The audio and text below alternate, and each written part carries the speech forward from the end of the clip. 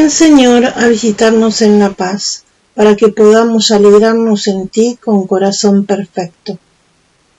Una contemplación de San Ignacio en su libro de los ejercicios resume admirablemente los pensamientos y sentimientos que han ocupado durante el tiempo de Adviento la contemplación de la Encarnación.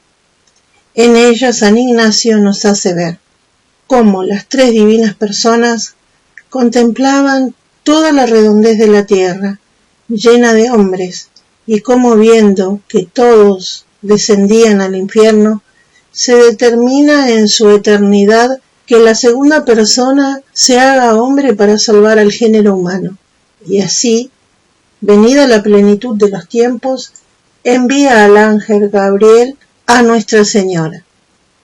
Esta contemplación nos la hace practicar San Ignacio distinguiendo tres planos, el de los hombres, el de la Santísima Trinidad y el de María. Vamos a considerarlos brevemente con el fin de poder sacar de ello un fruto para nuestras almas. Los hombres.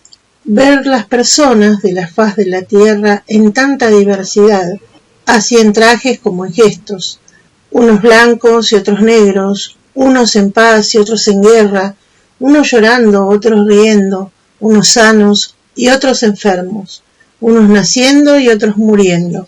Oír lo que hablan es a saber cómo hablan unos con otros, cómo juran y blasfeman, mirar lo que hacen, como herir, matar, ir al infierno. El Adviento es el tiempo que representa la historia de la humanidad desde Adán, caído por el pecado, hasta Jesucristo.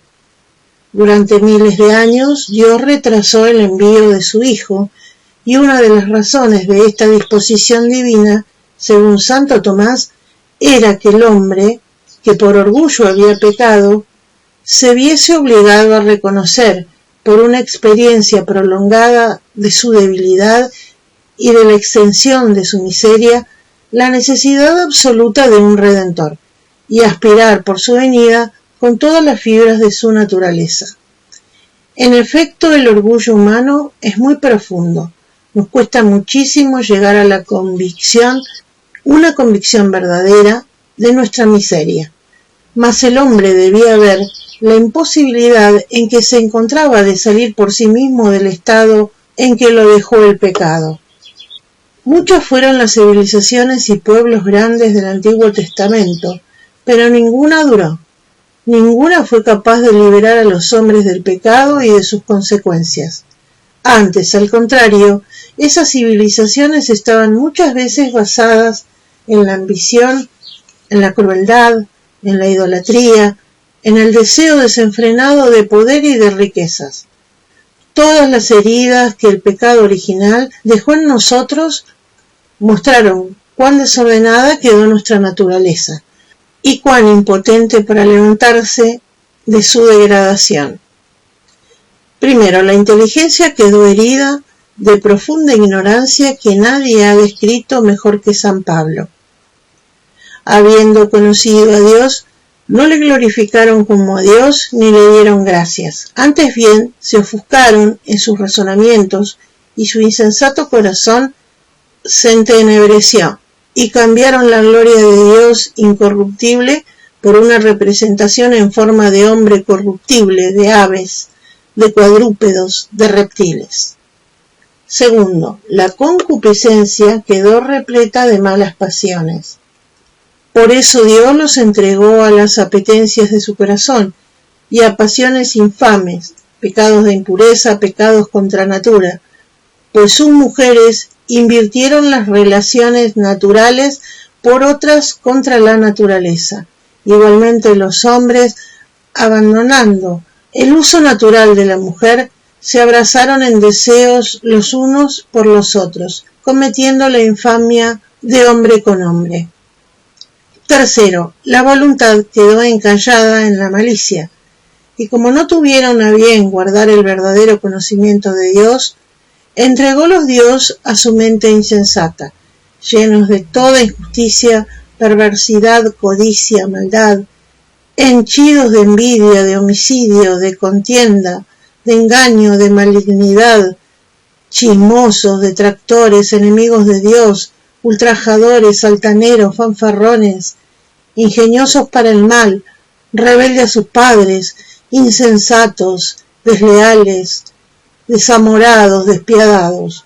Eso es lo que dice San Ignacio, los hombres sumergidos totalmente en el torbellino de sus pasiones. De todo se ocupan, de todo se preocupan, excepto de su salvación. Segundo, la Santísima Trinidad.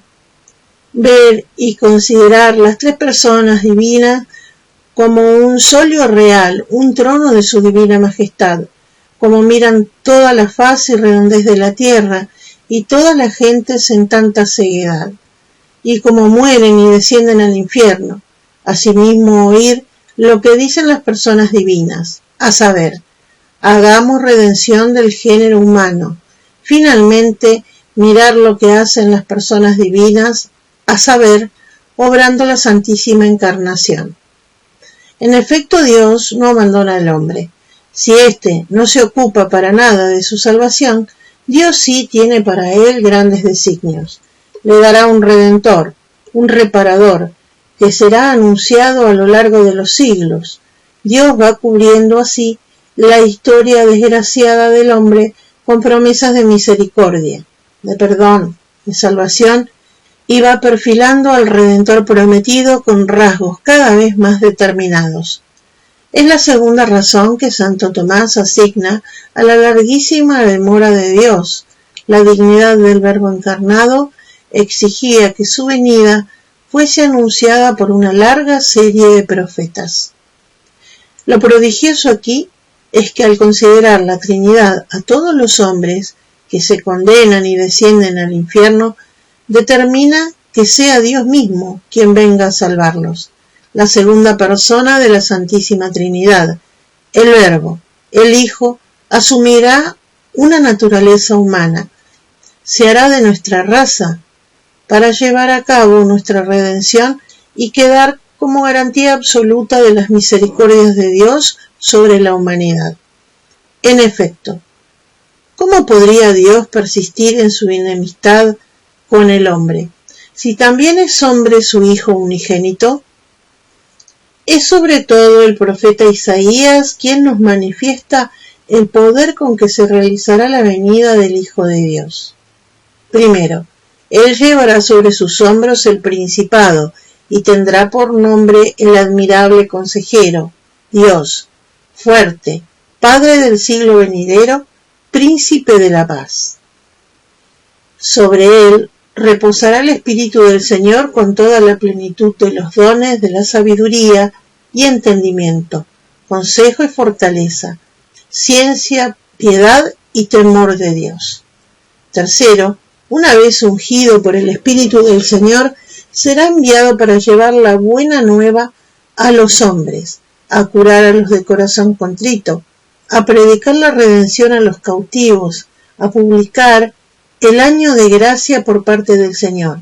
Entonces se abrirán los ojos de los ciegos, quedarán expeditos los oídos de los sordos, el cojo saltará como el ciervo, se desatará la lengua de los mudos. En definitiva, Dios mismo vendrá y nos salvará, con toda la plenitud de su poder, de su bondad, de su sabiduría, de su misericordia. Solo en Él está la salvación. Cualquier otro medio que se pretenda buscar está condenado a la impotencia. Tercero, la Virgen María. Ver a Nuestra Señora y el ángel que la saluda, oír después lo que hablan el ángel y Nuestra Señora, contemplar a sí mismo lo que hacen el ángel y Nuestra Señora, es a saber, el ángel haciendo su oficio de legado y Nuestra Señora humillándose y dando gracias a la Divina Majestad. Si lo que acaba de hacer admirable el plan de Dios es la suavidad con que armoniza su omnipotencia con nuestra miseria profundísima, Dios sabrá desplegar las riquezas de su misericordia y de su poder, adaptándolas a nuestra miseria, con el fin de no espantarnos, sino al contrario, con el fin de atraernos a Él. Y así, primero, elige venir a nosotros a través de una madre, que se escoge con particular predilección y a la cual adorna con admirables privilegios para hacerla lo más hermosa posible, lo más digna de sí, lo más poderosa en favor nuestro.